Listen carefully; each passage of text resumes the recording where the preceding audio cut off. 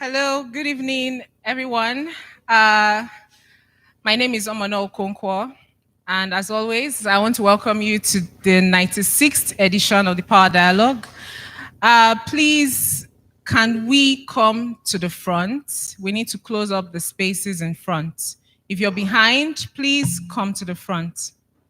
Thank you.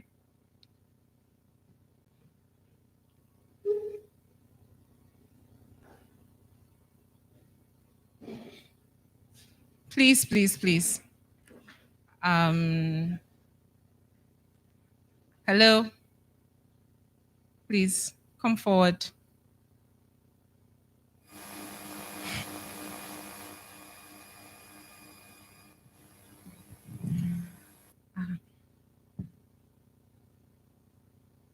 Okay, now we can get started. Thank you very much, ladies and gentlemen, for joining us tonight for the 96th edition of the Power Dialogue. And tonight also, we're marking 8 years of consistent running of the Power Dialogue. I think we deserve an applause for that.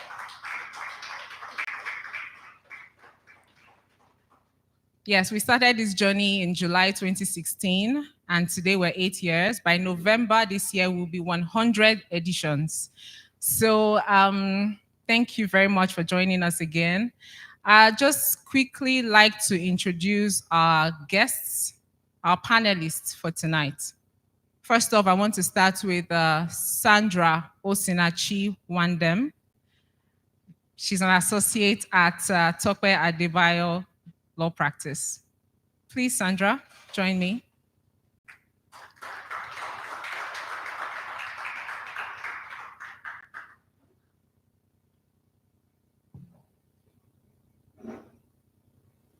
Please sit anywhere.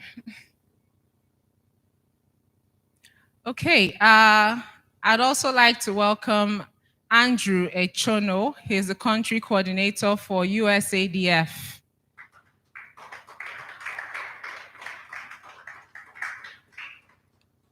Thank you for joining us, sir. Please sit anywhere.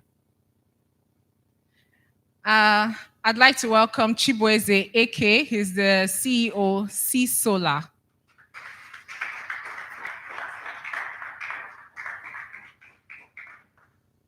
You're welcome, sir.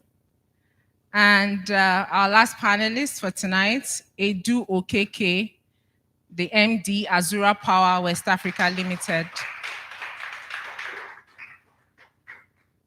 Thank you, sir. Please have your seat.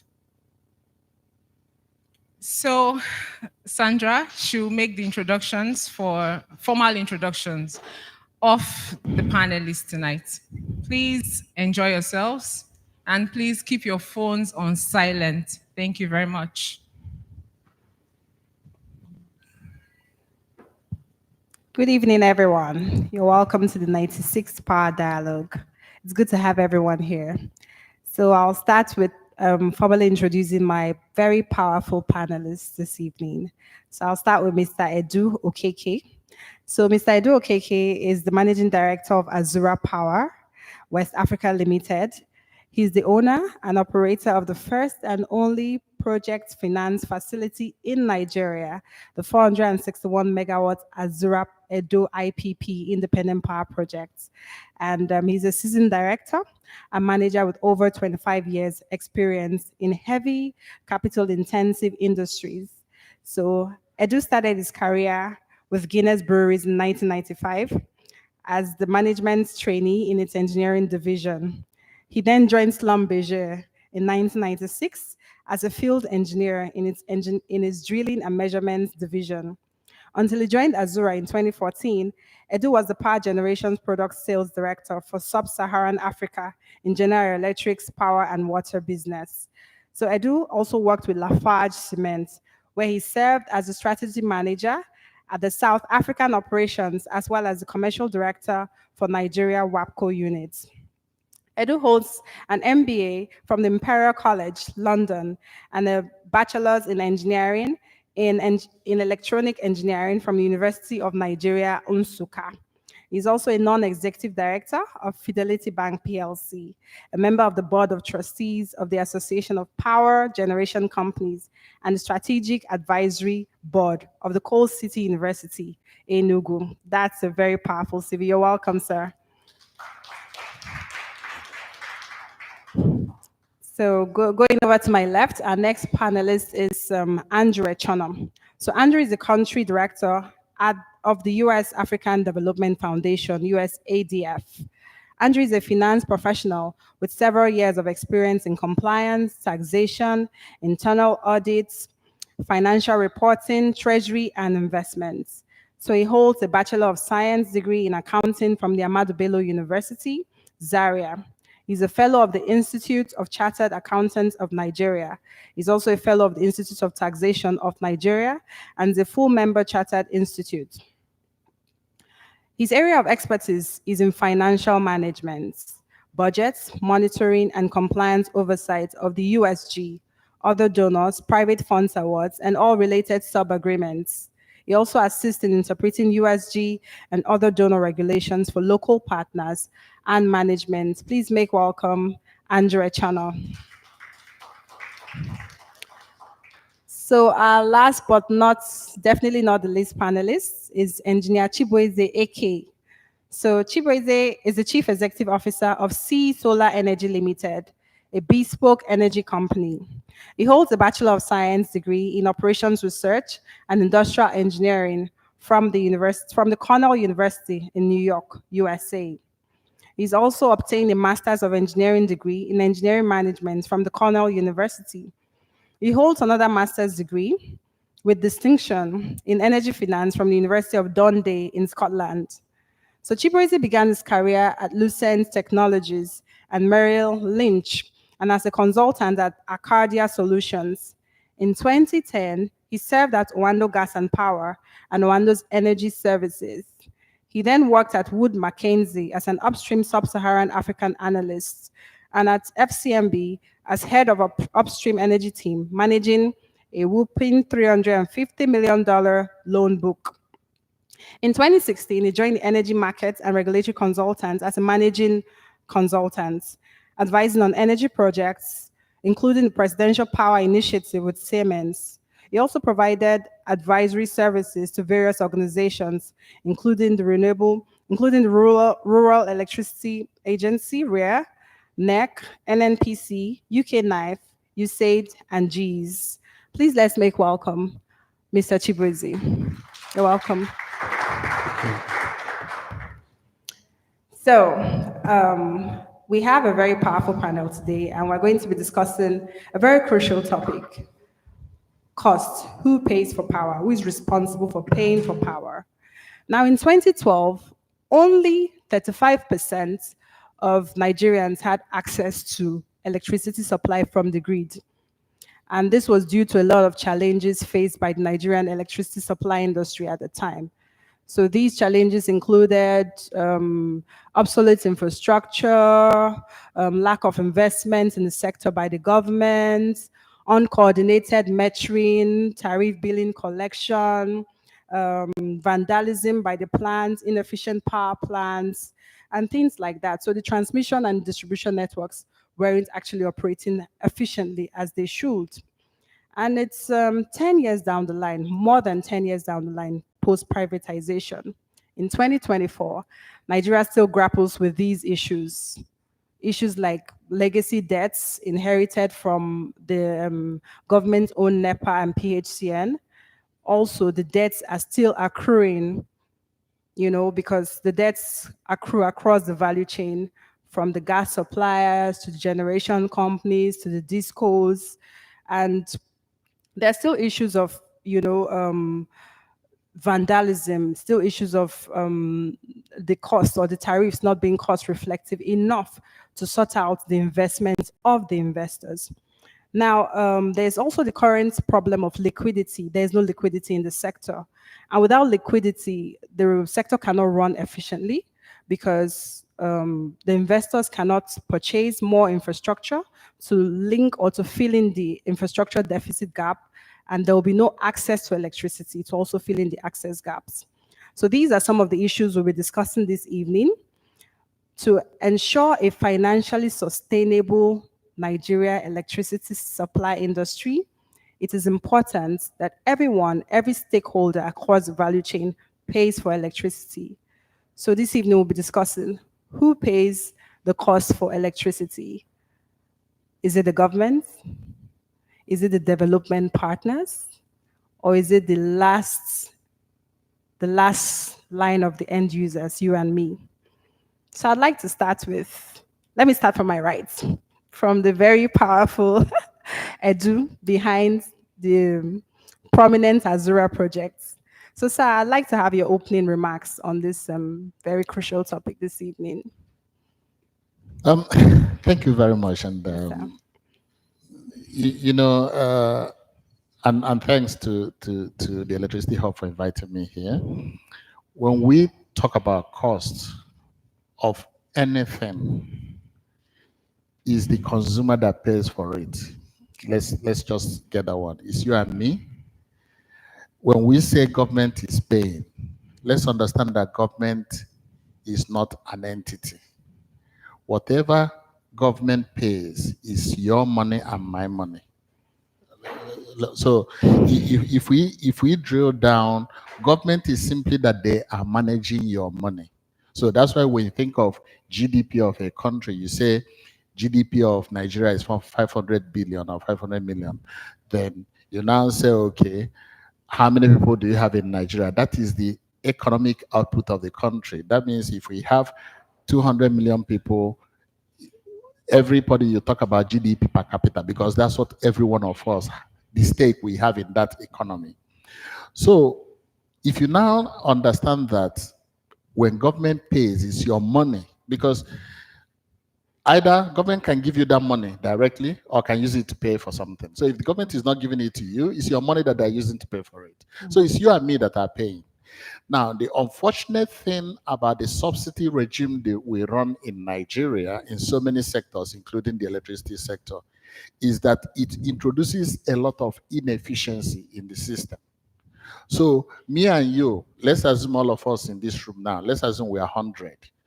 And government now comes and pays for 100 naira or say 100,000 naira for something that all of us are using. Maybe I'm using 2. You are using half. The other person is using 3. You know, that kind of thing. If government pays, what it means is that the person using half is subsidizing the guy using 3. That's what it means. But all of us we are paying that money. It's simply that when government introduces subsidy, it's introducing inefficiency. And that's why till today we are still talking about, we call it service reflective tariff, people in band A. But all over the world, energy, which is very important, is based on your consumption. If government gets out of the way, all of a sudden, that payment becomes based on consumption. So I pay for what I use. You pay for what you use. That's how it is. That's an effective and efficient market.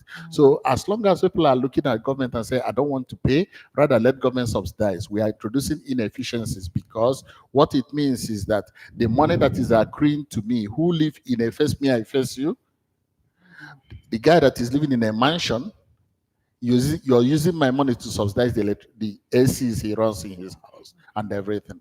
So if you understand it like that, then we should be saying, how do you make sure that consumers pay for electricity rather than who is going to pay, whether than it's government or anything?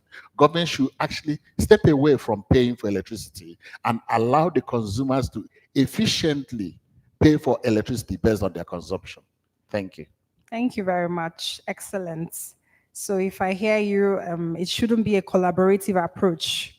It should be based on what you use. Consumers should pay for their electricity strictly based on what they use. Thank you very much. Let me go to my far left, Chibueze. So what are your opening remarks on this? Do you agree with Edu on this point? Okay. Well, good evening, everyone.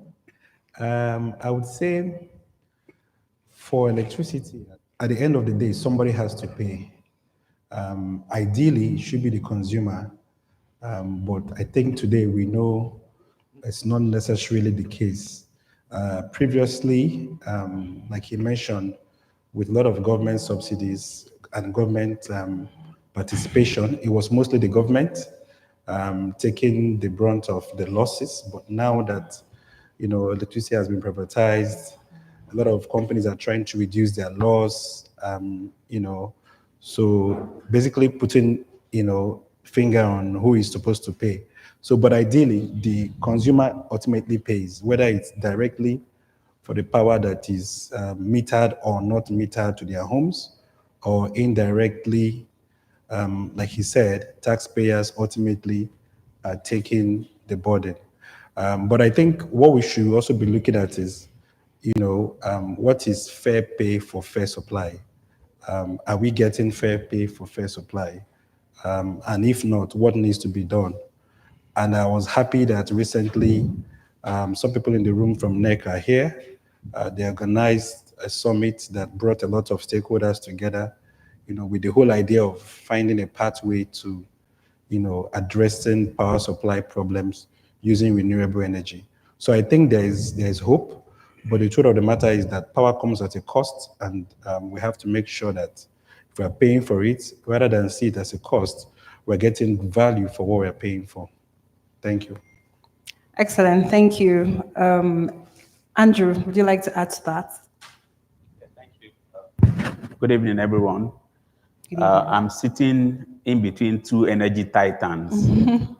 And so if they spoke before me, you would expect that I don't have anything to say or anything to add. I agree with both of them.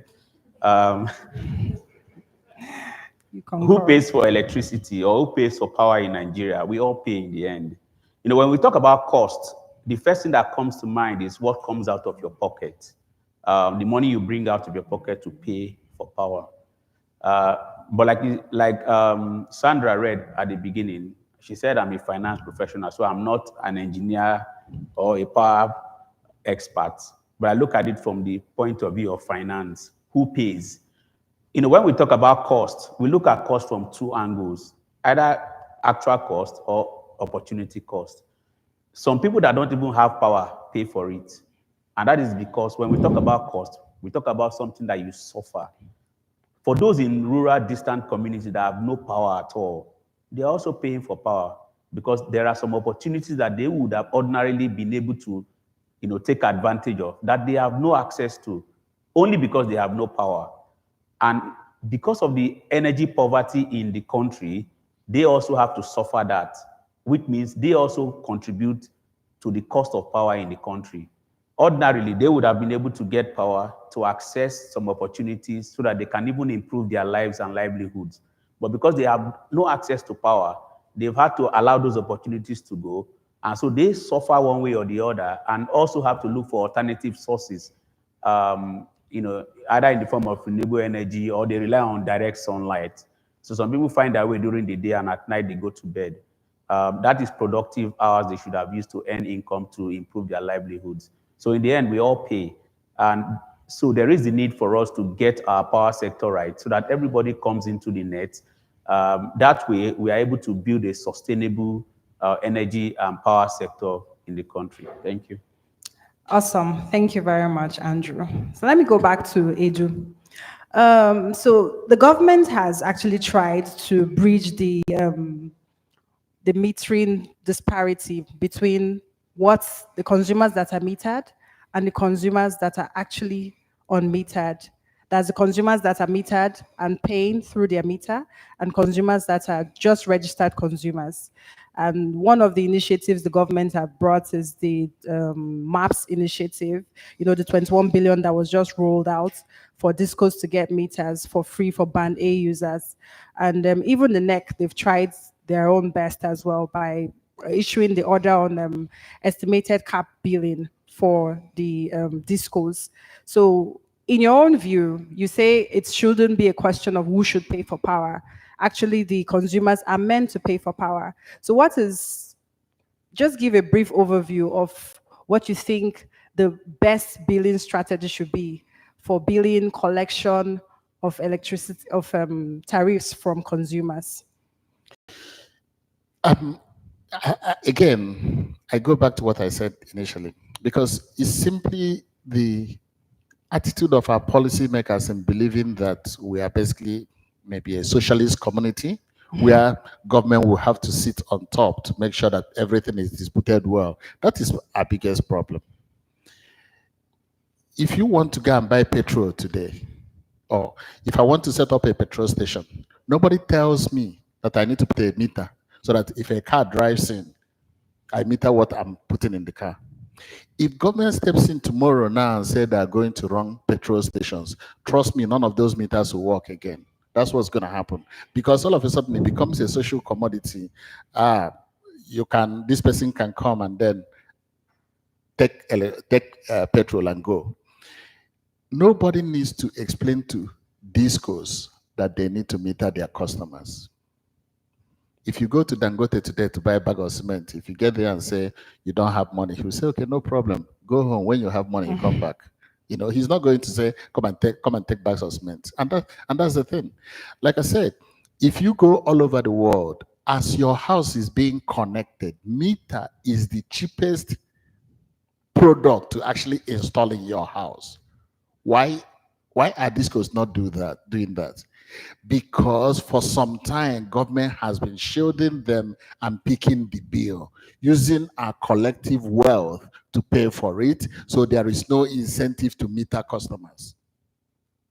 If you tell, like I said again, if you tell discos at the end of the day, you know, you can declare them bankrupt and that kind of thing. If you collect electricity, just pay your bill. Nobody needs to tell the disco that they need to invest. So government has been doing all these things. I mean, it's a good initiative. I won't take it away, but metering should be the basic for everything. Because the reason a lot of consumers are reluctant to pay, there are two key things there. One is that they don't know what they're using because they're not metered. You know, and when you don't meter, of course, people get away with it. People steal electricity. And then you can call it that you give them estimated billing, but ultimately somebody who is not metered is actually cheating the system, because he's overpaying or he's underpaying. That's why I said again, it goes back to you paying for what you use. Customers should be metered. That's basic. You understand that kind of thing? And now when you are metered, two things that make consumers not to pay is that they don't know when power is going to be with them. So they can't predict, they can't plan. And the second one is that power, that electricity is not metered. So yes, I understand, I agree with what government is trying to do. But I also look at it that this is government trying to solve the problem of the private sector. So my question now is, are discos private or are they arms of government? Because if they are really private sector, they should be. I mean, it's an investment. If you don't meter your customers and collect money from them, why should I, as the big brother, come and bail you out? It's because somebody is bailing them out that they are not there. There's no incentive for them to invest in that. If nobody is bailing them out, just check out. You can challenge anybody. There are some private estates where either the estate owner or maybe the landlord has said is 24 hours electricity. We make sure we give everybody electricity. The very first, all those estates, there are meters in everybody's property. It's only when it gets to the brother community thing, then we'll start talking about, oh, this person doesn't have meter. If discos know that their survival depends on collecting money from consumers, they will have no choice but to meter those consumers. The problem is that discos, yes, there are so many things there which government has actually, I mean, I'm not going to exonerate government because government actually stepped in there and destroyed their market, you know, that kind of thing. Government destroyed their market in the first instance, so it became tit for tat in terms of, I'm not going to do this, government, you bail out. But it gives incentive for people, especially when you are in government, to meddle in things that you shouldn't. Under normal circumstances, like I say, go to every country. As electricity is being connected to your house, a meter is being mounted. If you actually think of even the cost of the cable from the pole to your house is already more than the cost of meter, if you actually look at it. So why are we not metering consumers? I'm glad that government is doing it. I'm just saying that it's not the job of government to do that. Thank you very much, sir. Excellent. So what do you think about the meter decentralization program that the Like, government like, has like, just like I talked said, about? all of them are government initiatives. Government is pushing very hard, push it down for you, for the discos. Where is the money is going to come from? Just give me money. So I promise 7 and 8, I'm going to do this, I'm going to do that, because somebody is paying the whole thing. Ultimately, like I said again, if you are setting up a petrol station in Nigeria today, before you even start getting a tanker to come and pour petrol into your tank for you to disburse, you make sure that that you have your meter calibrated, because without it, you are not going to recover your money. Why is it that in the electricity sector, I'm ready to connect a house without putting meter there? It's because I know that there is somebody behind me who, if this money doesn't come, he can pick up the tap. That's the key thing. Thank you very much. So let me go now to Chiboize. So we see that a lot of renewable energy operators are pushing for clean energy, and Nigerians are actually complaining there's been an uproar as a result of the increase. It feels like a sudden increase in the tariff, although these were actually supposed to be done in tranches. If you follow the multi-year tariff order, it's supposed to be done. The pull-through indices are supposed to be taken account of 3 months, sometimes 5 years, but the government didn't do that for a long time. And now it feels like it's all of a sudden tariffs are being increased, especially for the Band A users. Now, do you think from a solar energy operator's perspective, what do you think the government can do to incentivize investment in that sector, especially also that Nigerians spend about $15 to $20 billion on self-generation. And this self-generation not only is a waste of revenue, it also causes emissions. You know, we're still in a net zero transition, energy transition season. So what do you think solar operators can do to incentivize investment in that sector, in solar structure and all that? Sorry. Okay, thank you for that comment. Well, that's a very heavy one. I would say that the good thing that's happening is that I think we're getting to the point where some of the actions we're seeing are moving us in the right direction. And what I mean is, if you think of it from the on-grid and off-grid space, you see that to some extent there is like a parity happening. The on-grid tariff is rising up, coming close to where the off-grid tariff is. If you learn from the off-grid players, most of the issues that we've actually identified, like power supply issues, meter issues, don't really happen as much. Practically every customer is metered. You can monitor usage, just like maybe you get calls from DSTV or SpectraNet reminding you that you haven't reloaded or you haven't really paid in 1 month. You can imagine being able to engage with your customer to that level of interaction. And it's not just engaging, but also looking at the data and what the data is telling you. So I think from an investment perspective, what we should expect is that if you look at, for example, the MITO model, the financial model, what I understand is most of the assumptions that went into it from the beginning were mostly dummy assumptions. They were supposed to have been adjusted, but some people just took it and thought this could work. But now that we are taking actions to correct what has happened over time, I think that one of the biggest factors that can really reduce tariff is the amount of energy we generate.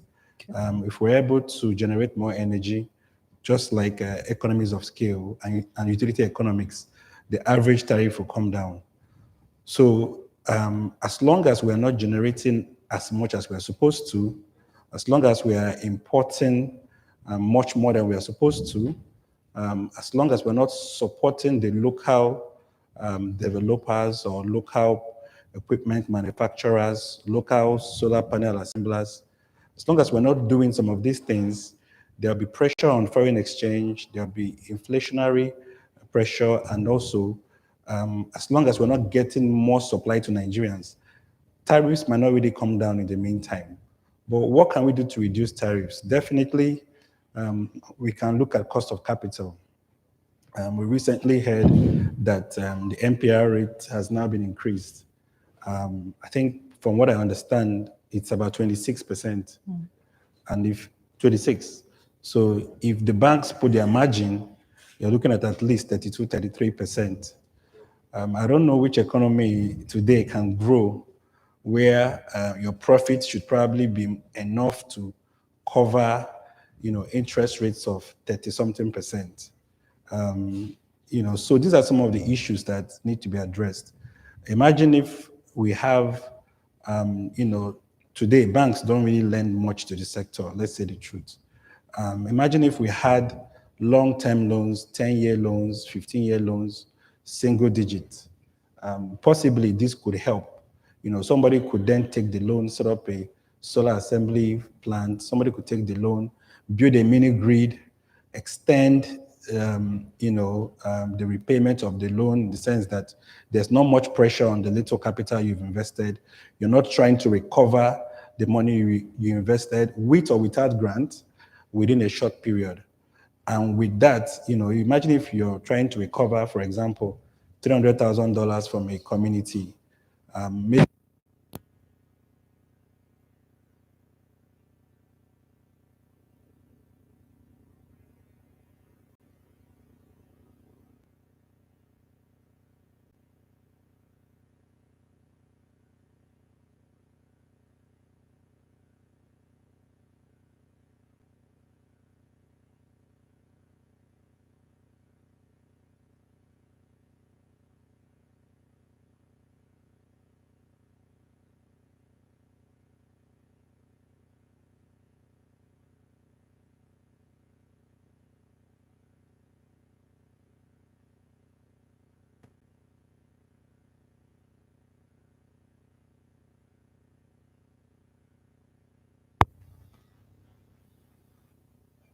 these loans are still being paid.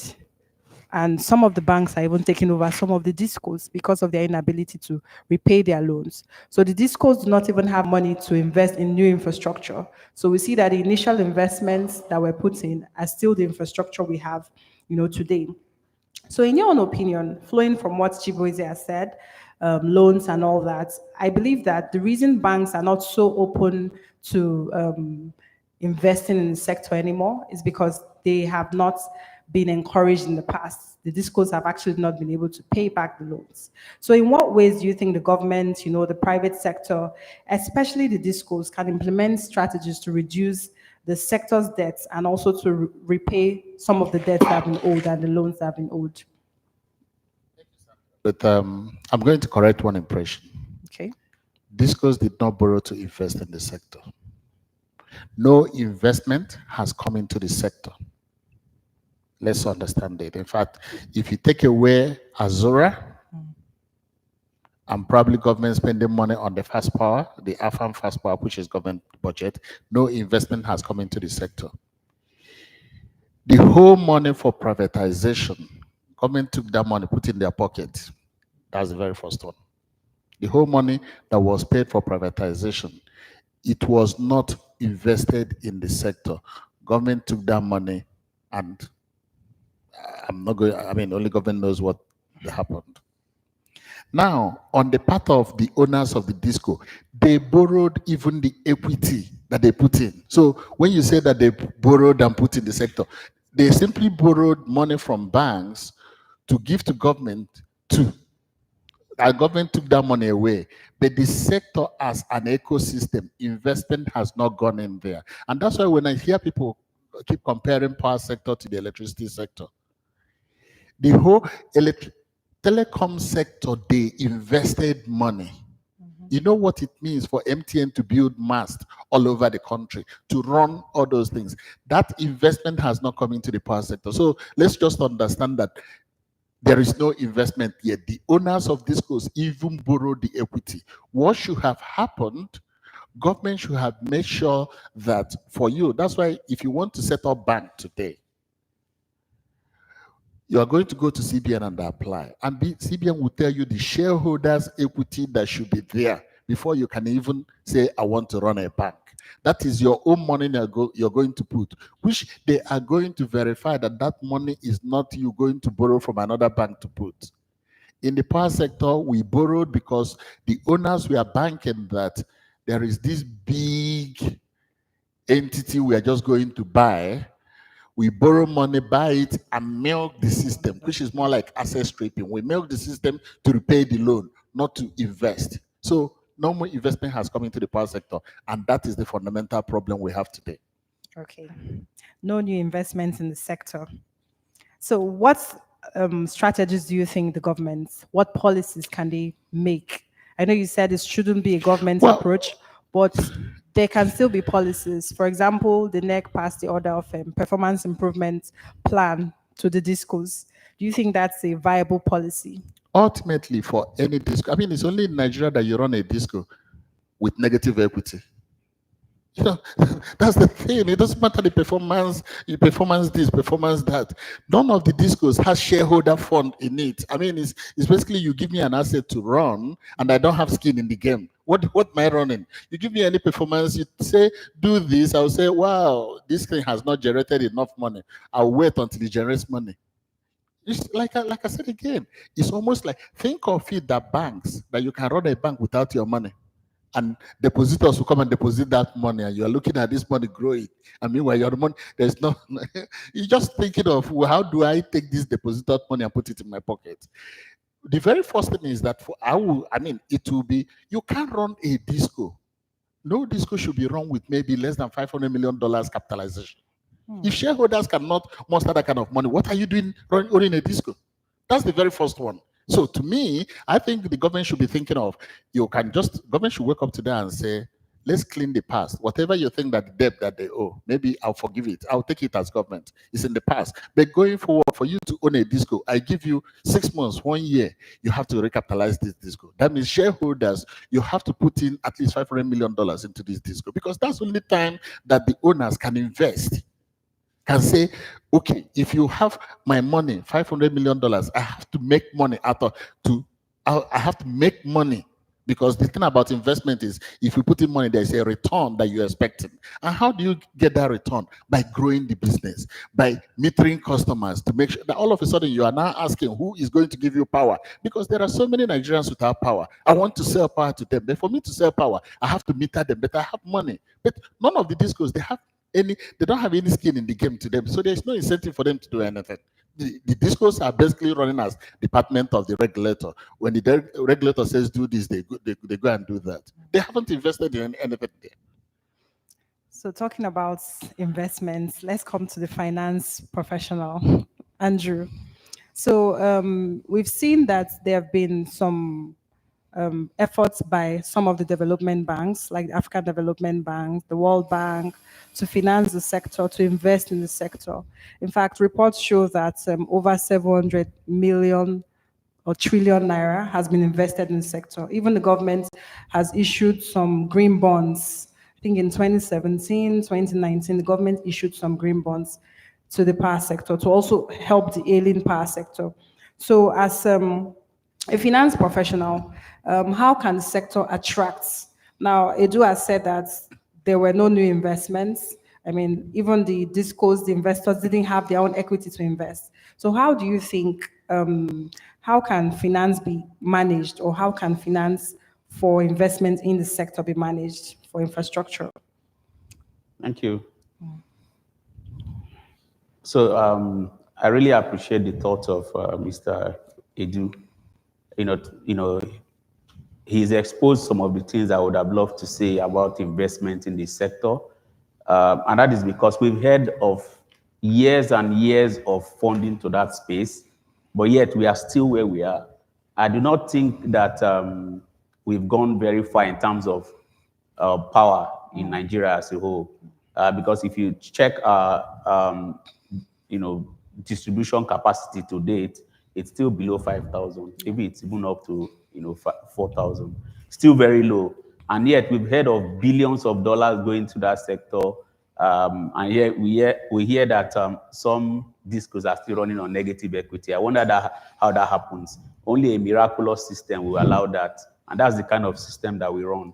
Now, I speak from the investor standpoint, and that is because I work for an agency that essentially invests in the off-grid energy sector in Nigeria. We have not got to utility scale, but then we try to attract investment into the off-grid energy space by looking for investment, small investment up to $250,000 that we can use to attract investment. So when we believe that if we fund some small projects up to like $250,000, we believe that if they can demonstrate potential for replication and profitability, that investment will be attracted to that space. But what do we see in putting these investments down? Instability in the system generally. We as a country, we are very good at crafting regulatory frameworks that guides everything. But in the actual sense and in the actual implementation, it's actually very difficult to follow those through. And as a country, we've seen policy somersaults here and there that has really discouraged investment. You put down investment in a company, they give you a 5-year financial model that is rubbished over within 6 months. And then the rest of the 5 years is left. They are completely at sea as to what to do. So imagine that a company that was funded like, say, a year ago or a little close to 2 years ago with a very beautiful financial model now cannot fund their investment. They can't procure because of the devaluation in the currency.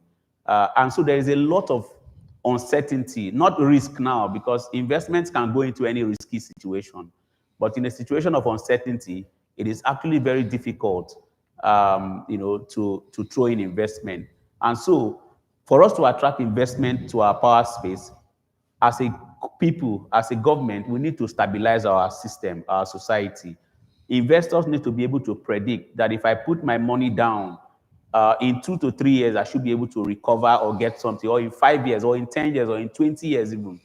But in Nigeria today, it's hard to even predict 6 months because of the somersault here and there, policies coming and out that make investment almost come to naught.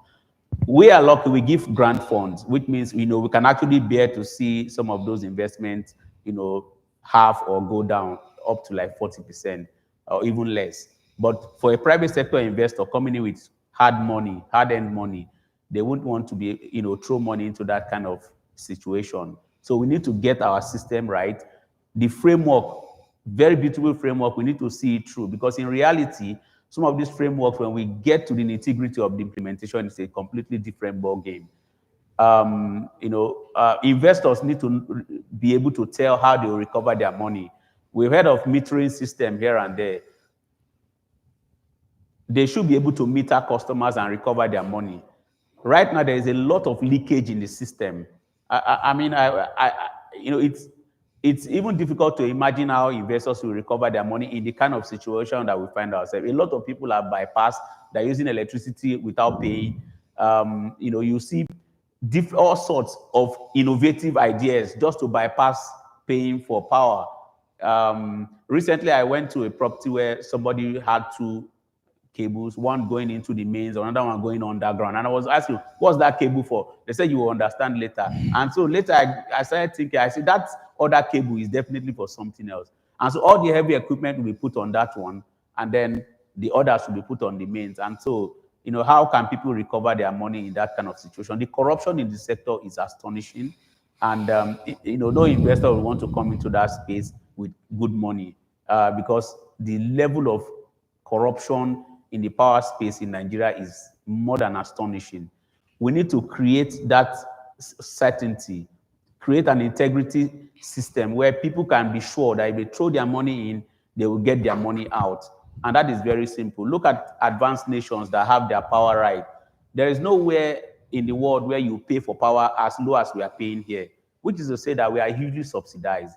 The government needs to completely leave that space and begin to function as a regulator and allow players come in, to play freely in the space.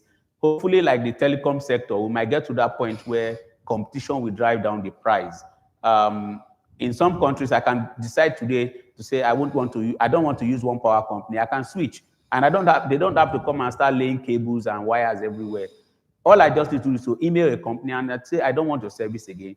The same transmission system and or distribution system will be used by the new power company.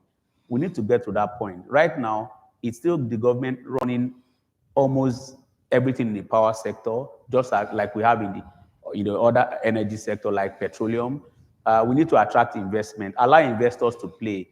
The buzz today, as we hear, is Dangote and the government, fighting here and there. When investors see things like this, they run away. We need to support local investment and even international investment. Investors need to be able to predict that if they put their money down, moth and rot will not come and destroy it over time. Many companies have brought in monies into the country and they've not taken it out. Either they lost it completely or they lost over 40 to 50% of their investment. And then the others, was eroded by loss of, currency, the devaluation that happened recently. We need to get our economy stable. We need to get our society stable. However, slow that is, we need to begin to show that we are heading in the direction of stability, which at the moment, we don't see because it's like a burning bush now we are in now. All the animals running in every direction. They're not even afraid of the hunter's bullet anymore. Everybody just wants to survive. And, we need to get out of that uncertain situation. Thank you very much. So what I hear is stability and predictability for investors. Yeah. That's what will encourage investments in the sector. Okay, so let me come over to my rights. Edu, so there's been a disparity between what DisCos have been billing to their customers and what they've been collecting. In fact, recently we saw that NEC in their reports stated that DisCos billed about 399 million naira, and they could only collect, or the allowable collections was only about 299 million naira. So there's been a lot of ATC&C losses, collection losses across the value chain. Now, what do you think the DisCos can actually do to ensure that these bills are paid? Do you think that the metering is sufficient? I know you've talked about sufficient metering. DisCos should ensure that their customers are metered. They shouldn't wait for government to do that. So do you think just the metering is sufficient, or should they go a step further apart from ensuring that customers are metered? Let me pick up from where Andrew, what he said in terms of the money government has spent in the sector, and you now relay it to the DisCos. I think since 2015, you have the 701 billion, then you have the 600 billion, and ever since then, there's been quite a lot of money from government coming in. And people will be wondering, why is it a bottomless pit, this money, you keep pumping it?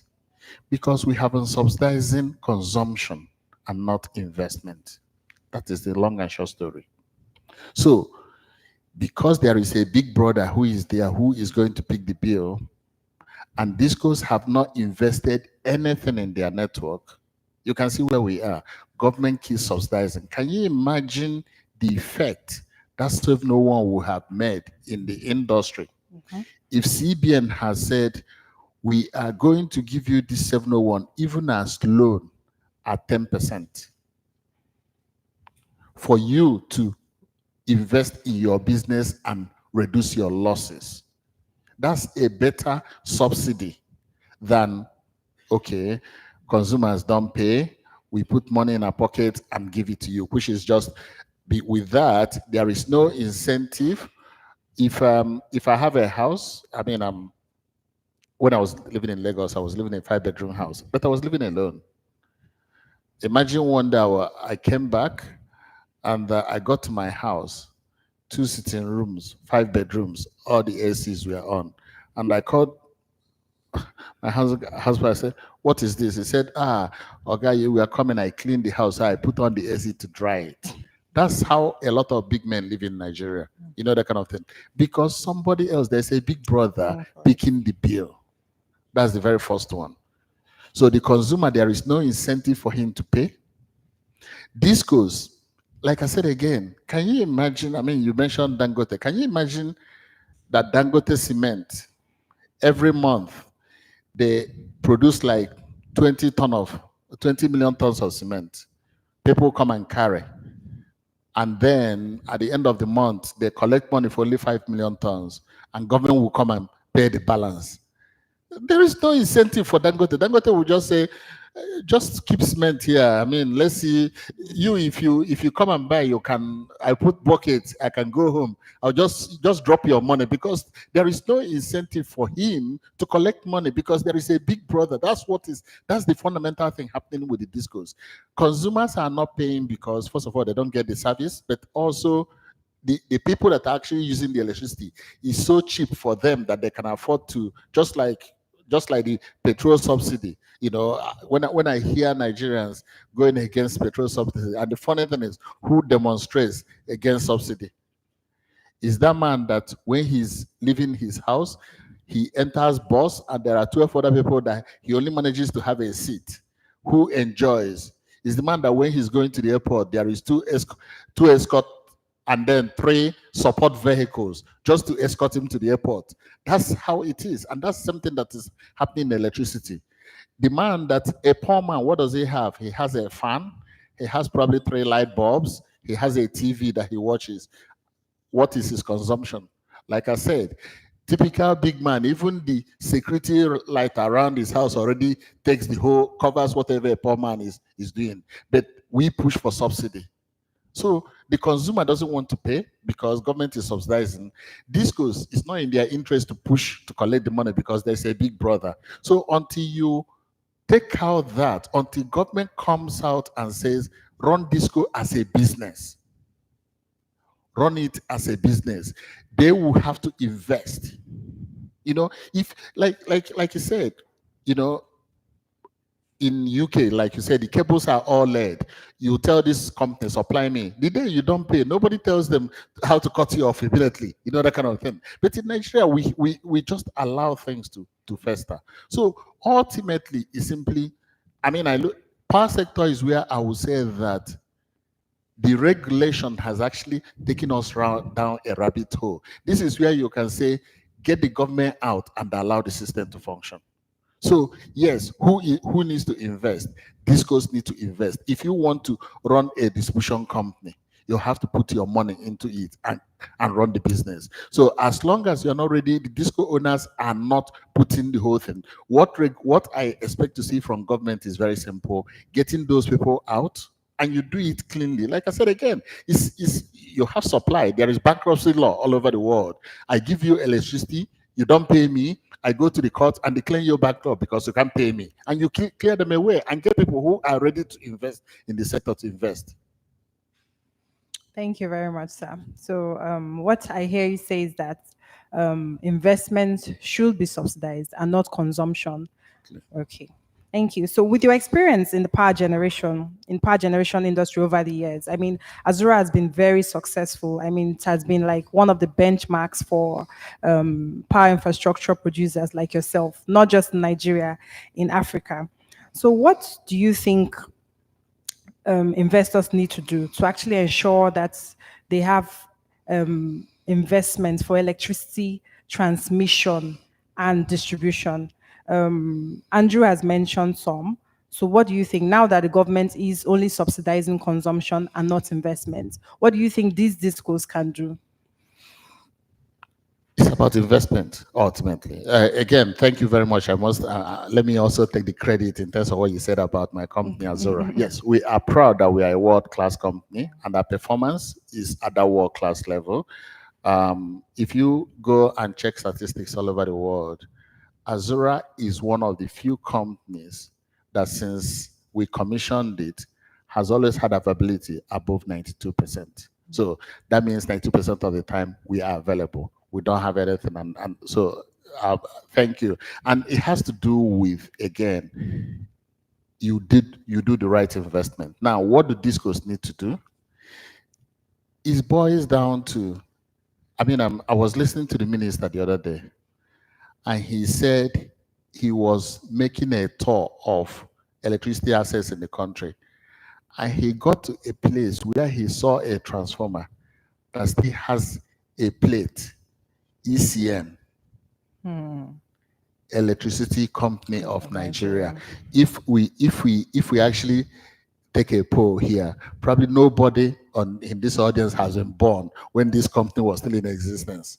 That was before NEPA, before PSCN. Yes. So you see what we are talking about, because investment that was made over 60 years ago, that's what the company is still. That's why if you go to some streets, when you see a transformer, you see cable tied around it.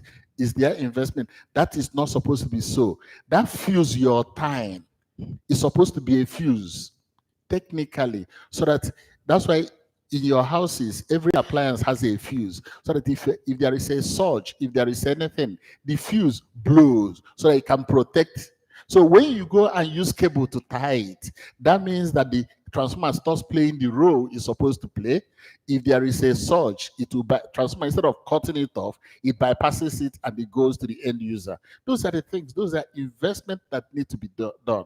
How many discos have actually taken stock of what they have in their system to say, in this area, we have 100 transformers. We have 2,000 customers that consume, say, 300 megawatts of electricity. So if they consume 300 megawatts of electricity, what adequate transformer do we need to have in that area? That's how you plan for things. Now, again, I'm not going to blame everything on the discos, because as a country, we've also contributed to it. For example, Metama was designed as a residential area. So when it was designed, if you think of the cables you lay the cables because this is a residential area where the biggest appliance you're going to have is an AC. All of a sudden, Metama is coming into a commercial area. You now have companies putting motors that will consume more. That will now affect the system that you put in place. So you can't take that one away, that it's not just the electricity, it's also our planning as a country. VI used to be residential, but I don't think you recognize VI today now as residential, So, because normally you should, when you go to an area, you should estimate the number of people that are going to be living there, the power consumption, and then you build the adequate infrastructure to last that area. That's how it's done. That's the investment. But discos just acquires these assets. They just started, I don't think any of the discos actually did an enumeration of their customers to say, I would say there was a company we were interested in another kind of thing. They operate in an area.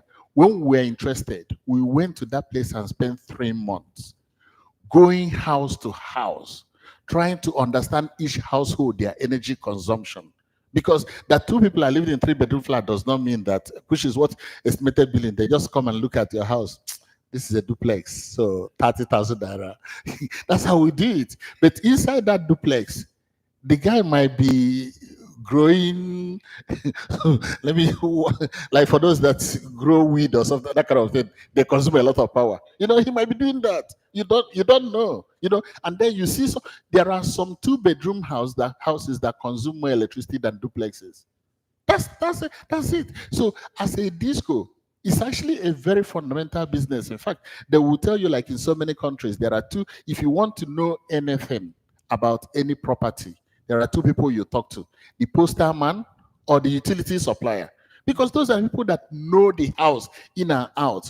Discos should know that this house is a 5-bedroom house, and each of the 5 rooms, there are ACs and that kind of thing. They haven't even done enumeration because they don't have the money. Like I said, they even borrow the money they used to acquire. Disco, just like when we talk of Dangote invested 19 billion. Refinery is not a child's play. It's not something anybody can just go and do. Disco is the same thing. It's not something any Tom, Dick, and Harry. If you want to run a disco, you should make sure that you have at least $1 billion of yours inside the business. That's the problem we have, that we don't have people with that capacity running our discos, and they haven't done any investment. So investment will have to come, and it also now boils down to TCN, which is owned by government. Tell me the investments that TCN have made in the last few years. Yes, from time to time, you hear that we rolled out 1 transformer. How many new substations have been built? How many new cables, new lines have been built? We haven't been building to expand. That's the core of our problem. We are not investing to reduce our ATC and C losses. Rather, we are subsidizing those that have been so fortunate to be connected to that, to make sure that when they consume electricity, the man in the village, his or her tax pay, even though he's not connected to the grid, I am taking his money to subsidize those who are connected to the grid and enjoying the electricity. That's the fundamental problem. Thank you. Excellent answer. Thank you. You've actually taught a lot of investors who are looking into going into investing in the sector because you're speaking from experience. So now let's take it over to the audience before we continue. I mean, it's 6:55 now. We'd like to take questions from the audience. If you have questions for any of our panelists, please put up your hands, and it will also be good to mention the panelists you want to take your question. Okay, I see a hand at the back. Just wait. Yeah, thank you very much to the panelists and everyone here. Mr. Edu in particular, actually, you spoke about an issue that reflects exactly the summary of our problem in the power sector. Permit me to just quickly give an analogy. For instance, if our ATC and C losses is like 55.4%, the deep implication of that is that for an investor who is actually investing like 100 Naira into the system, what he's returning home with is basically 43.5%. I'm only making this analogy for all of us here in the house to understand how deep this issue is. And for us to all understand further how we all can actually come in to reduce this. Without reducing that ATC and C losses, for instance, no investor will be confident to come into the sector. And I also agree with the point that these discourses are over-pampered. For a government sector, for the government investing, having, I think, 40% stake in it, it means that the government should also be having 40% return on investment and the barest minimum. But the government has actually put in much more than even that 40%.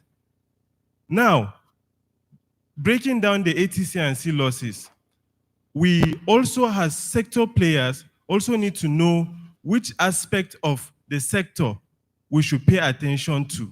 I will say this emphatically. Though I'm from NEMSA, I'm a manager with NEMSA. For instance, certain sectors of the economy, for instance, need to be properly funded. We need to understand where our problems are coming from. If of 56.5% is our aggregate losses, and 37 is coming from technical losses, why shouldn't we as a citizenry push for so much investment to agencies that will be able to reduce for us that 37% of the losses? And we have an agency responsible that for what? Technical regulations and enforcement. More so, just as you said, the discourse are actually not ready. If we're talking about metering, yes, without adequate data, we are actually going nowhere. We won't have visibility and no investor will come in to even invest in it. The customers don't have visibility of data. The sector players don't have visibility of data. And today, we keep on rolling out meters. And how, if we are sincere to ourselves, how smart are these meters? Someone in the panel talked about someone with a one-bedroom. You can't just analyze, and that's what is happening. You can't just analyze someone's energy consumption by just looking at it. What is our journey towards smart grid systems? What is our journey? Sincerity of purpose when it comes to smart metering. The infrastructure we have currently, do they actually support the journey we have ahead in terms of transition and energy access?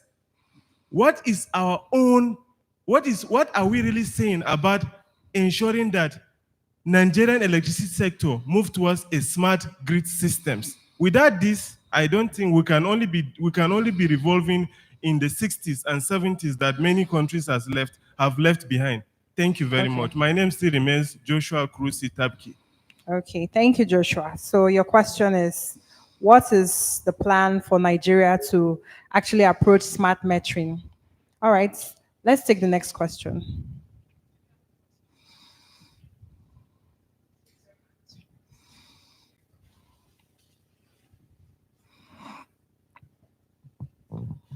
Okay, good day, everyone. My name is Kelvin from Electric Soul. Okay, I have a question here, and it's a very quick one. Mr. Edu actually mentioned about going house to house, getting data. I've been studying the energy sector before I actually even got into the energy sector before now.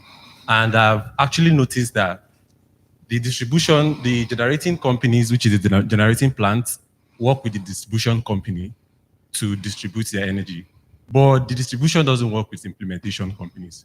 And the implementation companies are the companies who actually have more data to the consumers than the distribution companies. Now, if it's possible that the distribution companies can actually get or involve the implementation companies, I think we've actually achieved up to 20% of solving smart metering in Nigeria. Thank you. Okay, that was a comment, not a question. The implementation companies, okay. Any other question? Okay, so my question is, I know one of the panels talked about how, the complaints people have as to, the cost of electricity. And yeah, and also I agree very much with the fact that there's little or no structure in the sector already. And also, my thoughts are, I feel a lot of people don't even have that understanding of why they need to even pay for electricity, how expensive electricity is. Are there sensitization plans for energy efficiency, for consumers? Let them even have an understanding of what this sector is about. And I was just asking my colleague, like, how do people do it over, like, maybe in the US? Are they able to understand that, okay, this is what I'm supposed to do, this is how I'm supposed to manage my electricity, and understand how expensive it is? I feel in this part of the world, I don't think too many people will understand what the power sector is about. So when they say, okay, this is what you're supposed to pay, everybody's crying out, why does electricity have to be this way? And also, this is, I'm speaking on the consumer end, and also on the discourse end, there's literally no structure to make these things available. So yeah, I don't know if there are plans or things set up in that aspect for consumers, so people are more informed about what the space is about, and what they are putting their money into. Okay, yeah. We didn't get your name, please. Okay, my name is Faye Shayo. Okay, Faye Shayo. Thank you. Thank you. So your question is, are there sensitization plans for Nigerians and the discos to understand that power is not a social responsibility of the government, and that there should be structure, in the billing and all that? The MITO actually should provide for that structure. Whether it's been followed is the question. Maybe Chibueze will want to take a stab at Faye's question. Okay. Well, I would say that in terms of sensitizing Nigerians, it's a sad story because, it's unlike in the off-grid space where before you build a generation asset, distribution assets, and install meters, the first thing you do is you identify a community, you go into the community, you engage with the community. The community and the community members are actually your biggest stakeholders. And if that engagement goes well, even throughout the implementation, where you're building the system, and afterwards, when you're operating the system, things should go smoothly. To a large extent, most developers have cost-reflective tariffs with their consumers, and they're enjoying the relationship. I think from a sensitization point of view, when you think of the on-grid space, it's a bit sad in the sense that, you have, people that I don't think I can call them investors, since they do say they didn't really bring in the money, but, people who are running the show in this discourse who didn't really have that initial engagement. So it wasn't like they sat down with everybody in Nigeria, we had an agreement and understanding, and they went around building the power plants and the distribution network. So you realize that, you have inherited customers who, to some extent, you don't even know who they are, right? We have those who are stealing electricity. We have those who are not even metered. So there is a bit of lack of accountability, and also that breeds lack of trust. If you want to go and buy petrol, I mean, even if you have the meter there, sometimes you'll be looking at the meter, stretching your neck to make sure that the meter started at 0, and you're paying, fair value for fair supply. So I think for us really to sensitize Nigerians, we need to do a lot more. The question now becomes, who does that? Is it the DISCOs? Is it NERC? Is it TCN, who probably interfaces only with the DISCOs and the GENCOs? Is it you and I that are in the room? It's really a tough one, I would say. But one thing I see that would likely happen in the near future is a scenario where, and you can take a parallel from, let's say, the oil and gas space in Nigeria, where, at a point, the Shells and co were able to sort of sell off the smaller oil blocks or the smaller oil assets, to the likes of maybe the Owandos, the Seplats, right? And then you fast forward to today, and what's happening is that most of them are bidding to acquire the likes of Shell and the likes of ExxonMobil. So I think a lot of lessons are going to be learned from the experience of renewable energy developers who today are forming into RESCOs, renewable energy supply companies, where to some extent they've gotten some things right. Somebody was asking me the other day, the CEO of a DISCO was asking that, what is your ATC&C? And I said, I don't know, next to zero, right? Because we have all customers metered. We know what our losses look like. We know how much we put in. We know how much we're getting out. We know how much energy we put in. We know how much energy we're getting out.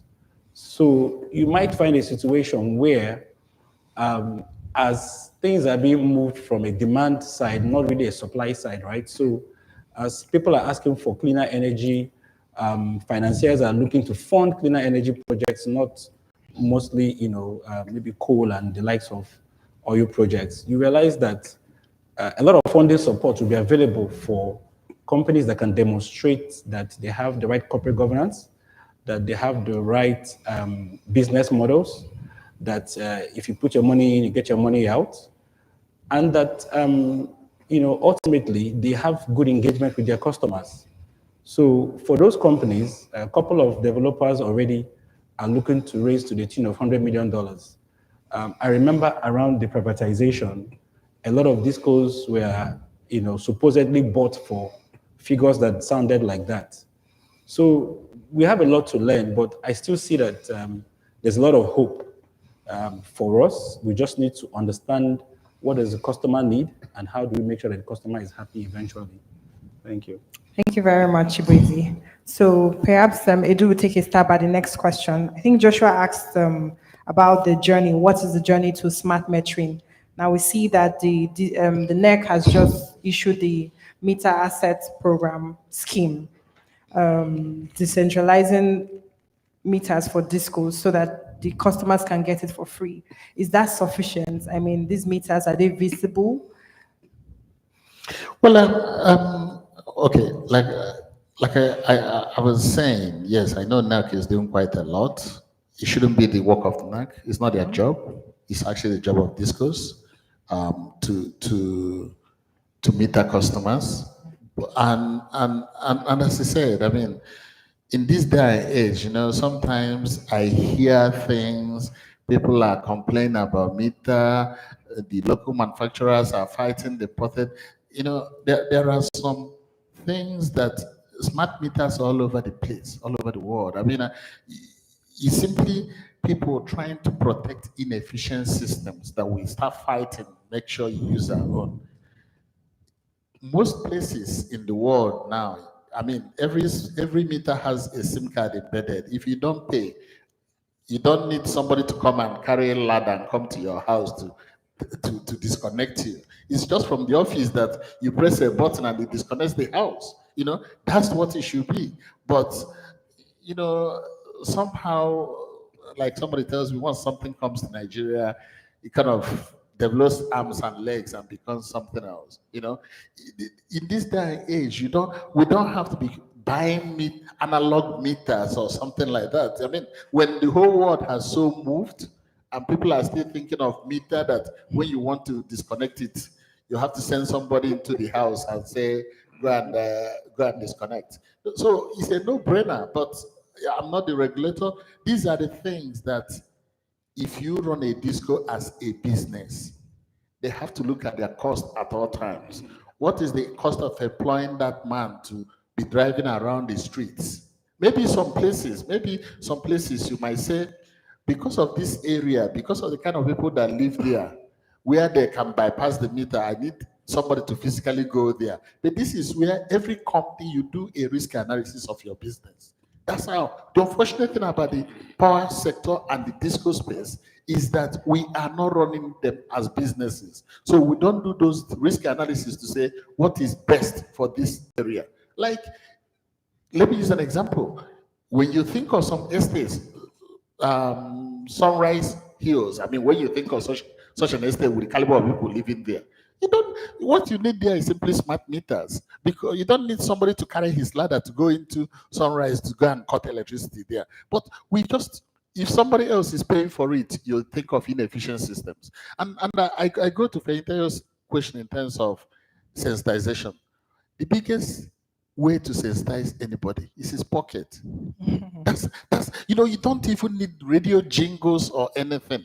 Your pocket tells you what you need to know at any particular point in time. Like you said, if you go to a petrol station now, you see people, once you say, no, the meter is not reset to 0, please reset it very well. It's his pocket. So if you know that your meter is reading exactly what you are using, no, what you need to do is you make this month, okay, my meter 60,000 naira.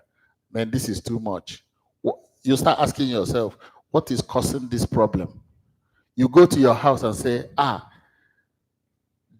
who puts on this iron and leaves it and goes, this water heater, nobody is in the bathroom, and you start playing with those things, and all of a sudden that's how you come down. It's not for somebody to come and tell you, oh, you need to do this, you need to do that. It's your pocket that tells you what you need to do at any particular point in time. And that's what we have to understand. The problem we have is that because somebody else is paying, you don't care. It's almost like when people say about buy Nigeria, I say it's a good something to say. But when you enter the shop, your pocket tells you what to buy. If the imported product is 100 naira, Nigerian made is 150 naira, that buy Nigerian disappear, it goes out of the window immediately. That's how things are done. So the key thing is for people to be metered, the key complaint from consumers is, I don't know what I am using. If I know that I use 100 units, all of a sudden then you start working on it. That's why if you go abroad, if you go to any shop, almost every electronic item, it has energy rating. Then you now say, do I need to buy this TV that is G? No, I want this one because this one is consuming. But I mean, I don't know. I'm an Igbo man. Sometimes I go to Alaba International Market. You'll be so surprised that TV that was used 20 years ago in Europe, people are still importing them into Nigeria, and people are installing them into their houses, not energy efficient, because nobody is caring about what he's using, because somebody else is subsidizing me. Somebody else is paying for me to consume. So until we get it right with discos running as businesses, making sure that they charge each consumer based on what he uses, then that consumer will now start saying, let me look at my pocket, let me look at my consumption level. I have to consume exactly what I can afford to pay. Thank you. That's an excellent answer.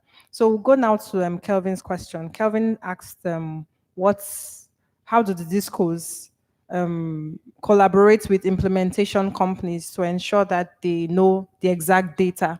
Okay. Chibuzo. Me? Okay. Oh, okay. So I'm guessing you're speaking about enumerators, or?